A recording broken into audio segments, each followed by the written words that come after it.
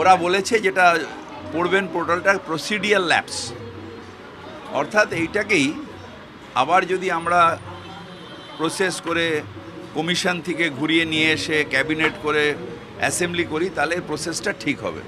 প্রসিডিয়াল ল্যাপ, এটা কিন্তু বাতিল বলেনি, সংবাদ মাধ্যমে সব জায়গায় বাতিল বাতিল বলছে, প্রসিডিয়াল ল্যাপস।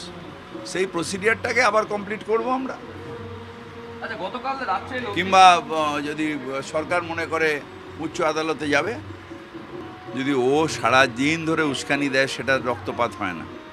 আর অভিষেক কোথাও গেলে রক্তপাত হয়। আসলে নন্দীগ্রামের পরিবেশটাকে উত্তপ্ত করছে বিজেপি, উত্তপ্ত করে রেখেছে।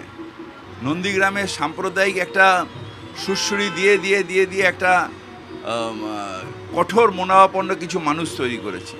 এটা বাংলার সংস্কৃতি নয়। আমরা সবাই মিলে একসাথে থাকব। এই নন্দীগ্রামের মানুষের জন্য মমতা বন্দ্যোপাধ্যায় কতবার দৌড়েছে। এই নন্দীগ্রামের মানুষের উপর অত্যাচার হচ্ছিল, বামফ্রন্টে সেই সময় লড়াই করেছে। শুধু নন্দীগ্রাম এরকম নয়, নন্দীগ্রামে হিন্দু মুসলমান কাঁধে কাঁধ ধরে তখন ওই সিপিএমের আর ওই ইললিগাল ল্যান্ড গ্র্যাবিংয়ের বিরুদ্ধে লড়াই করেছে। শুধু এখানে এখন যে ভাগটা করে দিচ্ছে না, এটা খুব ভয়াবহ। এটা আমাদের সংস্কৃতির পক্ষে খুব ভয়াবহ। এটা উচিত না। নন্দীগ্রামের মানুষকেও বোঝা উচিত যে রাজনৈতিক উস্কানি যারা বিজেপি দিচ্ছে সেটা ঠিক না। আমরা একসাথে থাকব।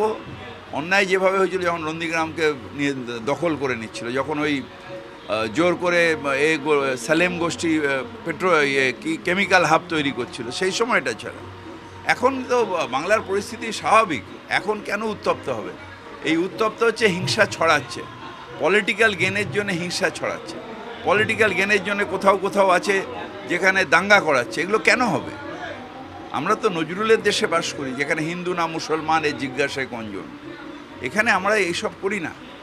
এই ববি হাকিম, এখানে সব সব পুরো 82 ওয়ার্ডে কোনো মুসলিম নেই, কিন্তু আমি নেতা। কারণ বাংলার এটাই সংস্কৃতি, যে খাটবে তার ধর্মের বেসিসে নয়, কর্মের বেসিসে মানুষ তাকে অ্যাকসেপ্ট করবে। নাচতে না জানলে উঠান বেকা। এই দক্ষিণ কলকাতা নিয়ে রোজ জমা দিচ্ছে, কি বলে, কমপ্লেন নির্বাচন কমিশনকে রোজ জমা দিচ্ছে, রোজ রোজ রোজ। তার কারণ আমাদের যারা বিরোধী বন্ধুরা রয়েছে তারা জানে যে তারা হেরে বসে আছে। তাই এরা কি করছে, আমি অপদার্থ, মানুষ আমাকে অ্যাকসেপ্ট করছে না। দেবশ্রীদি তো আর এটাকে মোদিজিকে বলতে পারবে না, বলে এরা অত্যাচার করে মমতা ব্যানার্জির দল আমাকে জিততে দিল না। বা আমাদের যে সায়রা ভাবি আছেন, সে তো বলতে পারবে না যে এখন আর সিপিএমের কোনো অ্যাকসেপ্টেন্স নেই, তাই পাড়ায় পাড়ায় আমি হেরে গেছি। বলবে যে তৃণমূলের ছেলেরা সন্ত্রাস করে হারিয়েছে। আপনি তো আমার সাথে ঘুরলেন, মনে হলো দেখে যে সন্ত্রাস আমরা করি? মনে হলো দেখে যে মানুষ আমাদের সাথে আছে? মনে হলো দেখে যে বাচ্চা আসলে আমার কাছে আশীর্বাদ নিতে আসছে? এটা কেন? কারণ মানুষের উপকার করে মানুষের সাথে যোগাযোগ। ইলেকশনের সময় শুধু আসলে মাটিতে পা পাওয়া যায় না, সারা বছর মানুষের সাথে থাকতে হয়। তৃণমূল হারাতে পারে না, এই আপনি এটা পরিষ্কার খুব ভালো কোশ্চেন করেছেন। কারোর ক্ষমতা নেই। সেদিন এই কথাটা আমি মমতা ব্যানার্জিকে বলেছিলাম চেতলায় বসে, যে আমি যদি ইচ্ছে করি তবুও মালা রায়কে হারাতে পারবো না, কারণ আমার কথায় আমার বউ পর্যন্ত তার ভোটটা চেঞ্জ করবে না। মমতা ব্যানার্জি অ্যাপিল করছেন। এখানে দাঁড়িয়ে তৃণমূল কংগ্রেস রাস্তায় নেমেছে। সুদীপ বন্দ্যোপাধ্যায় 8 বারের ইলেক্টেড জনপ্রতিনিধি, তাকে 2-4টে উড়চিংড়ি তারা ফুসফুস করলে হেরে যাবে। যদি কাউকে হারাতে হয় তাকে ডাইরেক্টলি বেরিয়ে এসে প্রতিবাদ করতে হবে, বিরোধিতা করতে হবে। এগুলো আপনাদের সাংবাদিকদেরও জানা উচিত।